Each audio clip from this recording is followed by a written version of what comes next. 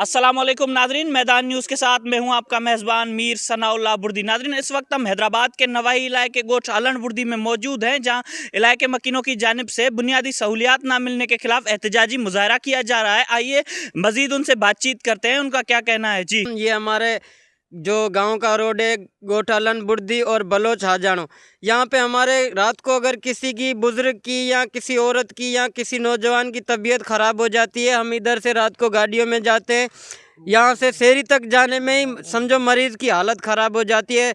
और इस रोड की तकरीबन ऐसी हालत लगी पड़ी है कि अगर कोई हामला औरत लेके जाते हैं अस्पताल तक नहीं पहुँचती, समझो पहले ही उसकी डिलीवरी हो जाती है। वो तकरीबन बने हुए कम से कम 20 से 25 साल हो गए। रोड की ऐसी हालत हो गई है, जो हम इधर से निकलते हैं ना, बारिशों में परेशान बड़े हो जाते।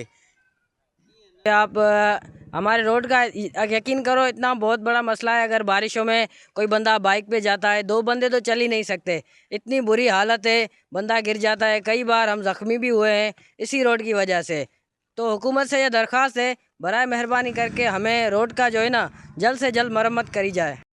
जैसे कि आपने इलाके मकीनों की बातचीत सुनी, उनका कहना है कि हमारे गांव को तकरीबन 20 साल गुजर गए। 20 साल के अंदर उनके गांव का जो मेन रोड है वो भी अभी तक जो है नहीं बना और उसकी मरम्मत भी नहीं की गई। जब कोई हादसा पेश आता है तो एम्बुलेंस आने और पुलिस मोबाइल आने में भी जो है वो बहुत सारी मुश्किलात पैदा होती है। उन्होंने आला इदारों से गुजारिश की है जल्द से जल्द रोड बनवा के इनको रिलीफ दिया जाए। कैमरा टीम के साथ मीर सनाउल्लाह बुर्दी, मैदान न्यूज़, हैदराबाद।